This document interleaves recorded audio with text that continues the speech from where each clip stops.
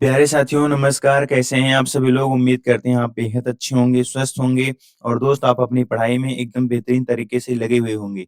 प्यारे साथियों, आज हम अपनी इस कंप्यूटर के T10 सीरीज़ के प्रैक्टिस सेट नंबर 7 पर पहुँच चुके हैं और दोस्त उम्मीद करते हैं आप पिछले प्रैक्टिस सेट का एक बेहतरीन रिवीजन कर रहे होंगे।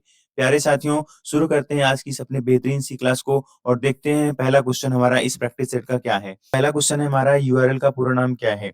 यूआरएल का पूरा नाम यूनिफॉर्म रिसोर्स लैंग्वेज लैंग्वेज नहीं होता है, ये ऑप्शन गलत है, लोकेटर होता है लास्ट में। लोकेटर यहाँ पे भी लैंग्वेज दिया है, ये भी गलत हो गया। यहाँ पे लोकेटर दिया है, यहाँ पे लोकेटर दिया है। लेकिन यूनियन नहीं होता है, यूनिफॉर्म होता है, तो हमारा डी ऑप्शन बिल्कुल परफेक्ट जवाब हो जाएगा। प्यारे साथियों, अब आपके लिए मैंने कंप्यूटर नेटवर्क के अंदर जो भी इम्पोर्टेंट फुल फॉर्म है, उसकी एक स्लाइड बनाई है। आप उस स्लाइड को 1 से 2 बार पढ़िए। मैं आपसे आपके साथ 1 से 2 बार पढ़ूँगा, आपको हो सकता है क्लास में ही बहुत सारे फुल फॉर्म आपको याद हो जाएँ। 1 बार 2 बार आप पढ़ेंगे तो फुल फॉर्म आपको बेहतरीन तरीके से एकदम याद हो जाएँगे। तो आइए देखते हैं क्या है। पहला इसमें है यूआरएल जिसका हम नाम जान चुके हैं, यूनिफॉर्म रिसोर्स लोकेटर होता है। नेक्स्ट है URI, uniform resource identifier, URN uniform resource name, IP internet protocol, TCP transmission control protocol, HTTP hyper text transfer protocol, HTTPS में hyper text transfer protocol secure add हो जाएगा। HTML का पूरा नाम होता है hyper text markup language. WWW का पूरा नाम होता है वर्ल्ड वाइड वेब। डीएनएस का पूरा नाम होता है डोमेन नेम सिस्टम। आईएसपी का पूरा नाम होता है इंटरनेट सर्विस प्रोवाइडर। एफटीपी का पूरा नाम होता है फाइल ट्रांसफर प्रोटोकॉल। एसएमटीपी का पूरा नाम होता है simple mail transfer protocol. POP का पूरा नाम होता है पोस्ट ऑफिस प्रोटोकॉल। आईमैप का पूरा नाम होता है internet message access protocol. Next चलते हैं हम वीपीएन। वीपीएन का पूरा नाम होता है वर्चुअल प्राइवेट नेटवर्क। लैन का पूरा नाम है लोकल एरिया नेटवर्क। वैन का वाइड एरिया नेटवर्क। मैन का metropolitan area network. W LAN का wireless local area network. Wifi का वायरलेस फिडेलिटी। मैक का होता है आपका मीडिया एक्सेस कंट्रोल। डीएससीपी का होता है dynamic host configuration protocol. VoIP का होता है voice over internet protocol. Next है आपका यूएसबी जिसका पूरा नाम होता है यूनिवर्सल सीरियल बस।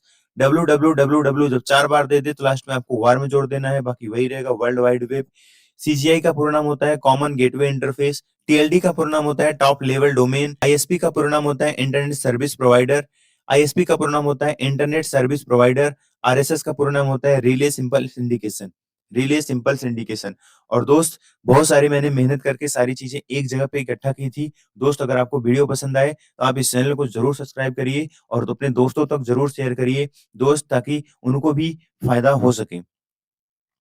एक बार फिर से हम इसको अपने साथ एक बार मेरे साथ पढ़िएगा फिर से। यूआरएल का पूरा नाम क्या है? Uniform resource locator. यूआरआई का पूरा नाम क्या है? Uniform resource identifier. यूआरएन का पूरा नाम है यूनिफॉर्म रिसोर्स नेम। आईपी का internet protocol. TCP transmission control protocol.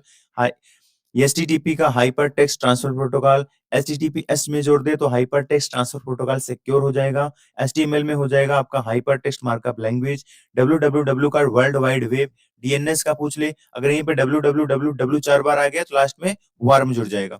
DNS पूछ ले डोमेन नेम सिस्टम। आईएसपी पूछ ले इंटरनेट सर्विस प्रोवाइडर। एफटीपी पूछ ले फाइल ट्रांसफर प्रोटोकॉल। एसएमटीपी पूछ ले simple mail transfer protocol. POP पूछ ले पोस्ट ऑफिस प्रोटोकॉल। आईमैप पूछ ले internet message access protocol. Next है VPN virtual private network. LAN local area network. वैन wide area network. MAN metropolitan area network. W LAN wireless local area network. Wireless fidelity. Media access control. Dynamic host configuration protocol. UIP का होगा voice over internet protocol. Next है आपका USB universal serial bus. www का पूरा नाम world wide web warm. CGI का पूरा नाम कॉमन गेटवे इंटरफेस। टीएलडी का पूरा नाम टॉप लेवल डोमेन। आईएसपी का पूरा नाम इंटरनेट सर्विस प्रोवाइडर। आरएसएस का पूरा नाम relay simple syndication. Relay simple syndication. इतनी बात आपको समझ में आ गई। आगे चलते हैं दोस्त नेक्स्ट क्वेश्चन के ऊपर। अगला क्वेश्चन हमारा क्या कह रहा है? अब आप उस चार्ट को घर पे बैठ करके 1 से 2 बार पढ़ेंगे तो आपको उसमें से बहुत सारे याद भी होंगे और पूरी तरीके से याद हो जाएँगे। एक नेटवर्क सुरक्षा उपकरण, आपको बताना है कि इसमें से ऐसा कौन-सा एक नेटवर्क सुरक्षा उपकरण है जो एक अविश्वसनीय ज़ोन और एक विश्वसनीय ज़ोन के बीच ट्रैफिक फ्लो को नेटवर्क एक्सेस देने या उसको अस्वीकार करने का काम करती है।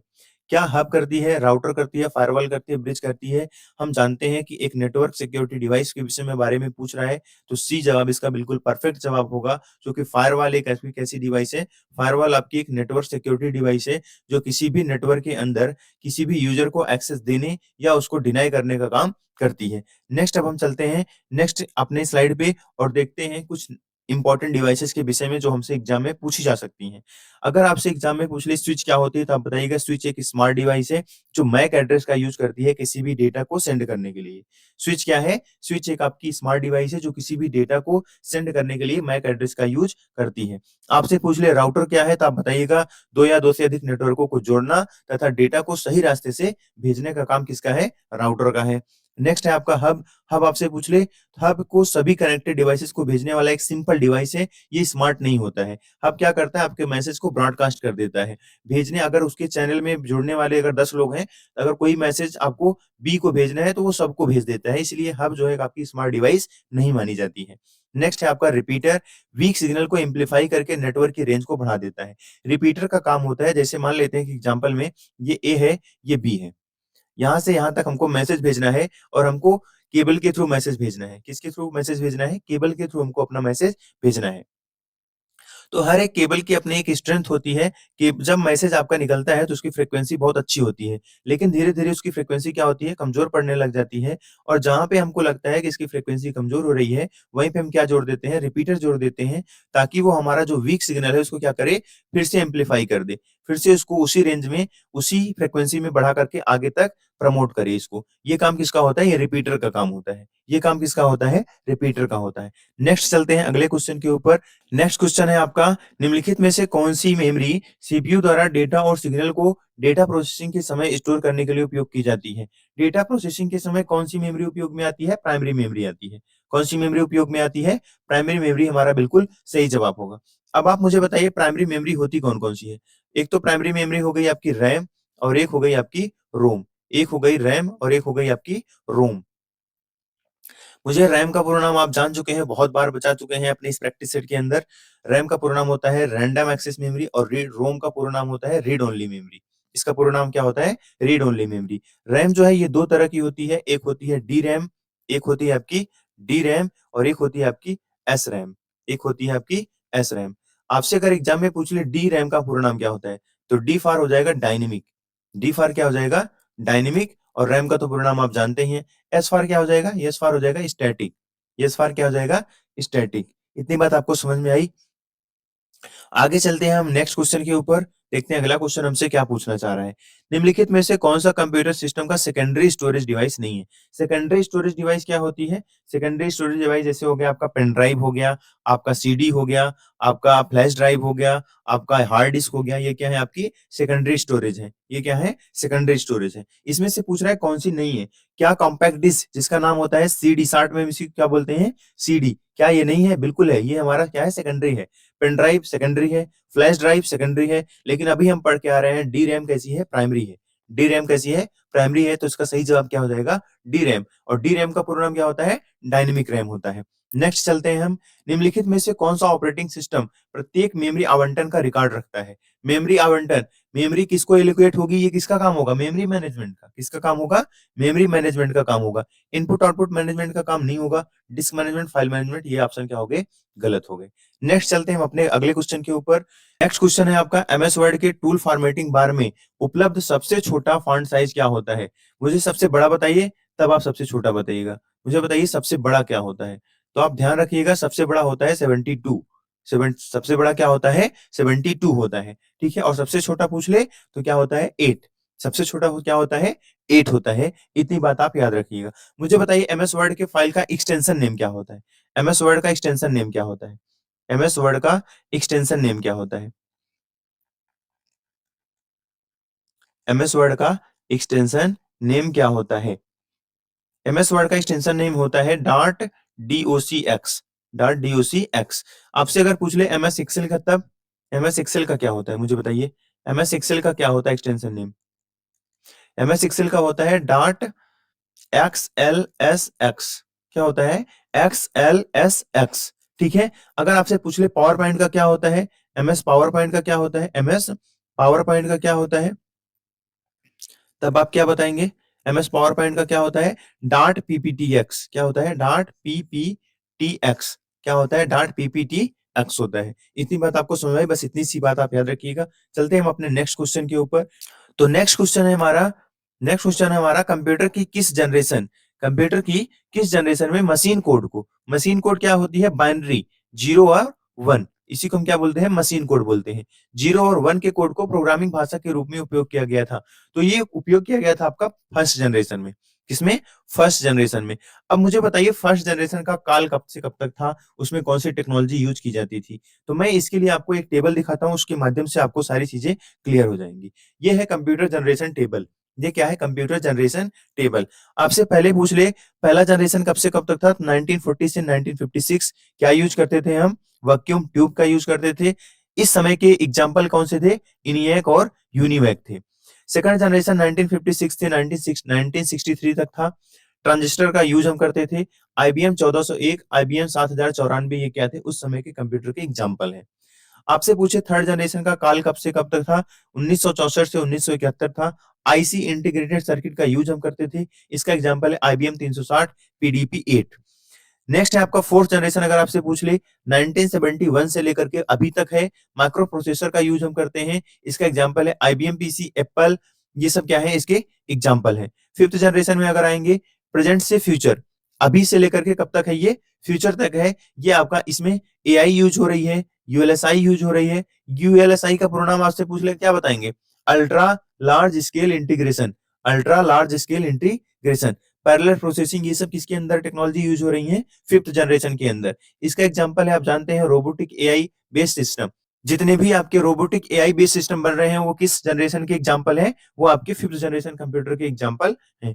इतनी सी बात आपको क्लियर आई?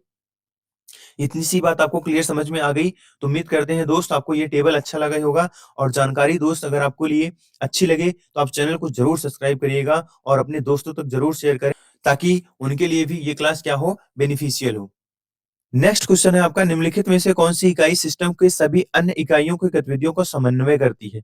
समन्वय मतलब क्या होता है? एक साथ मिला करके चलती है। ठीक है? और अन्य घटकों को निर्देश देती है कि प्रोग्राम के निर्देशों को पूरा कैसे करना है। मुझे बताइए यहाँ पे दिया गया है पहला है कंट्रोल यूनिट। यहाँ पे क्या है? पहला कंट्रोल यूनिट, इसके बाद arithmetic logic unit, storage unit, output unit. इसमें से कंट्रोलिंग किसका काम है? कंट्रोलिंग किसका काम है? कंट्रोल यूनिट का काम कंट्रोलिंग का है। मुझे बताइए ALU का पूर्ण नाम क्या होता है? Arithmetic logic unit. Arithmetic logic unit.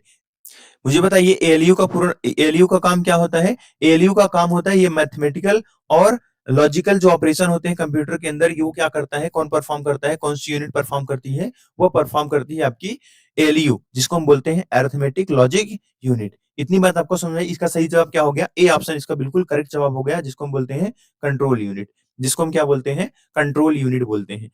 Next question है आपका निम्नलिखित में से कौन सा CPU के भीतर स्थित विशेष उद्देश्य मेमोरी माना जाता है? Which of the following is consider to be special purpose memory residing with in the CPU? मुझे बताइए इसका इसका आंसर क्या होगा? SD रैम होगा, D रैम होगा, S रैम होगा या रजिस्टर होगा?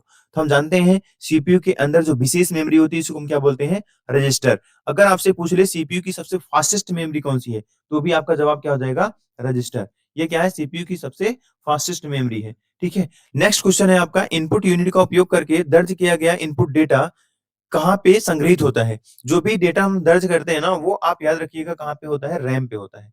कहाँ पे होता है? रैम में संग्रहित होता है और प्रोसेसिंग के बाद जो आउटपुट उत्पन्न होगा, वो आउटपुट डिवाइस को भेजे जाने से पहले भी कहाँ होगा? पहले भी रैम पे होगा।